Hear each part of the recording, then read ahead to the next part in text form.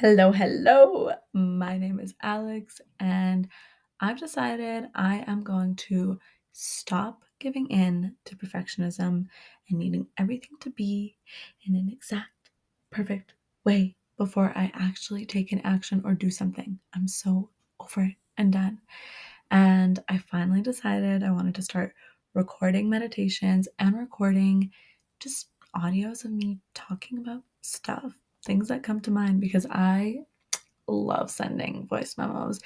If you're one of my friends, you know that you get like mini podcasts of like 10 plus minutes. And at the end, I'm like, oh, sorry. And I just love it. It's such a good way to verbally process.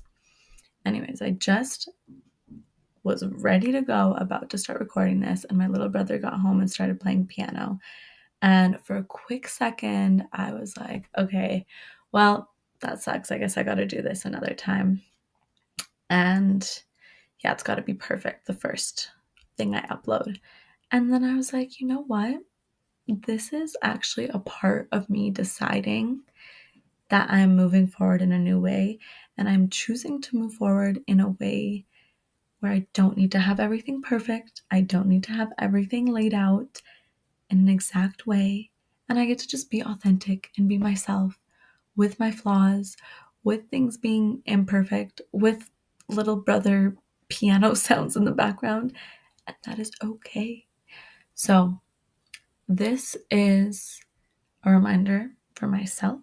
And maybe if you even need to hear it, just start, just do something, regardless of whether it's exactly how you wanted it to turn out or exactly how you wanted it to be or not. Because the best thing that we can do is just get ourselves to do it, do the action, whatever it is.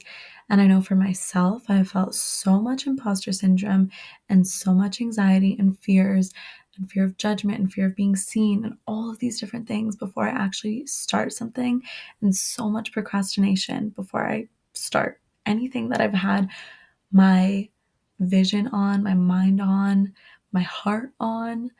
And I'm so done with that, because the only person it's harming is myself. When I am not taking steps forward, I'm keeping myself stuck and stagnant. And that is way more painful than that fear of just taking that little leap, which feels like a big leap. And that's totally fine too, for it to feel like a big leap. So, what I've noticed is when I feel that fear, what I used to do is I would avoid it. I would scroll on my phone for a long time, or I would go and eat sweets. That was my little thing. I'd go and eat.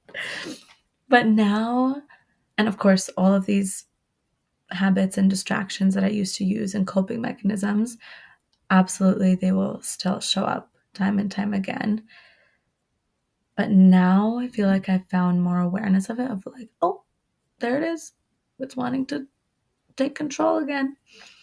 And now when I feel this fear, I'm like, okay, I have awareness that it's there. And instead of distracting myself and trying to push it away, I am going to be with it. I'm just going to acknowledge it and say, hey, okay, I see you.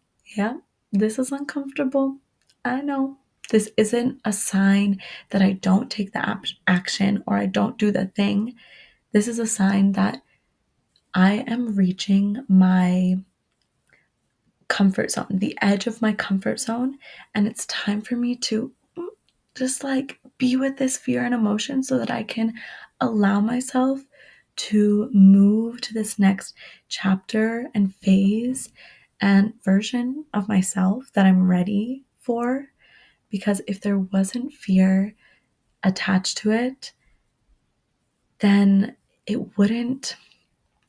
I guess what I'm trying to say is that if there's fear attached to it, it's for a reason. And potentially there's something even better on the other side of that fear. Almost always is, actually always is what I've noticed. Because a lot of times we're trying to figure it out from logic of like what we need to do and how we need to get to the next step. But if we just listen to our body, to our intuition, a lot of times it'll lead us into a direction of what we need to do. And the fear is what gets in the way of getting to that next intuitive step. So if we can regulate and be with the fears. Maybe journaling it all out helps me a lot, like full brain dump moment of just letting it be seen of what those fears even are in the first place. And then from that level of awareness and separation of like, oh, okay, this isn't reality. This isn't my absolute truth. This is just something that I have had in my brain for a long time, in my thoughts, like things that have kind of controlled the narrative in my life. And now it's being shown and brought to light for a reason, because it's ready to be released. It's ready to move into this next chapter, this next phase where we see it more clearly. So, yeah, journaling helps a ton. Doing a voice memo, literally like this, but on your voice memos app, no one needs to see it. You can delete it right after if you want to, but the process of speaking it out loud and verbally processing is so helpful because you see it from a third like point of view. And as you say stuff out loud, you will realize things you didn't even know you believed about yourself, about the world, just all these limiting beliefs that keep us stuck, and our inner critic in our mind will continue on repeat if we don't give it a chance to be seen and be witnessed. So that's super helpful. Or even a video recording if you're comfortable with that. And again, you can put these in a private album, you can delete them, whatever you want. Another thing that really helps me is movement. Moving that energy. A lot of times, our nervous system, and especially anxious energy, wants mobilization, which is a fancy word in nervous system talk for movement. Like something that gets that cycle to come to completion through movement, whether that's like tapping on the chest and helping it move in that way, whether it's doing a somatic shake, so getting up and just kind of like shaking your whole body, or one of my personal favorites, throw on a song. Literally one song will do the trick. Longer works too, but even just one song, put it on, put some headphones on, put a speaker on, nice vibe, nice lighting, and just dance in a way that even if you're uncomfortable with dancing, if you're in a safe environment, no one can see you, even just a little gentle sway does wonders. And then you'll start to notice that your body will maybe want to move in other ways. And just having that intuitive movement is your way of being with the anxiety, with that stagnant energy or that restless energy, and gives it a place to move. And you can really connect with yourself, connect with your body through this process of intuitive movement. And even just listening to music and seeing how it wants to move through you.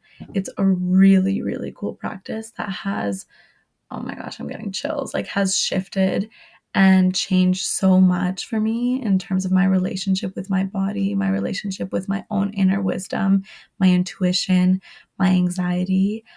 In the past, was, I experienced anxiety very frequently, and not just a little bit here and there, on the daily, very extremely, like to the point that it was hard for me to function and do day-to-day things.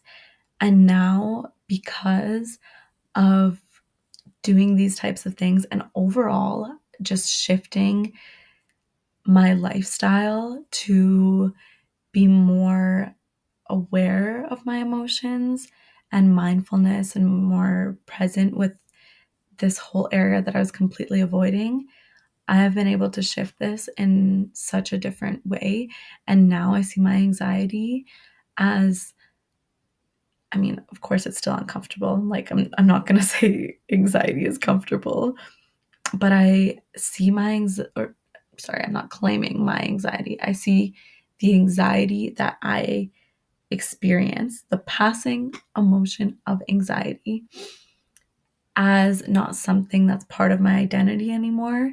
And now I see it as something like, okay, what wants to move through me, because it actually has a lot of wisdom towards my fears. It's just trying to keep me safe. And now I can honor it in a different way instead of before. When I would feel the anxiety, I would feel guilt and shame for even feeling it and judge myself, judge the anxiety. Why is this here? Try to push it away. And that just made it worse and worse and repressed and build. It wasn't doing what I thought it would do. And so now, yeah, it's just really a different relationship. And I'm able to move with it and take next aligned steps through and with what the anxiety is trying to tell me. I think I've said that a few times, so I don't want to keep repeating myself, but I just, whoa, that has shifted so much for me. Anyways, this is a quick little tidbit of the day, and I just literally had no idea what I was going to talk about. I just kind of let it rip, let it come out. So this is my first ever recording, and I'm excited to do more of this on my Substack. I feel like it's a fun, cute, safe environment to just let yourself talk about whatever is coming up for you and to just allow myself to express myself. I think for so long, I have really just kind of stuffed all of this expression and creativity down again because of that perfectionism and anxiety that I was talking about before. And now this is the year, I just turned 25. So this is the year where I'm going to allow myself to let it free, let that expression run and roam freely with joy, with childlike wonder. Oh, I'm so excited. I'm already feeling lit up in my chest, and I'm so excited to connect with more people and to let myself be authentic without the fear of being seen, without the fear of judgment, without all of these different limiting beliefs and anxieties that used to run my life, of this perfectionist, procrastination, anxiety loop. We are done with that. We are closing this chapter, and we're ready to move into this next chapter of just letting ourselves rip. So, here we go. It's also a new moon tonight. So that's fun. Anyways, I am so excited to continue this conversation and let myself do this more. So thank you to whoever listened. And if I'm in a place where, I don't know, I'm just realizing if nobody ends up listening to this, I'm realizing that I'm also okay with that, because it's more about the process of allowing my voice to finally shine and speak freely. So that's kind of a cool little thought and realization. But if you did listen, thank you. I love you. You got this. I got this. And I'll see you soon. Bye.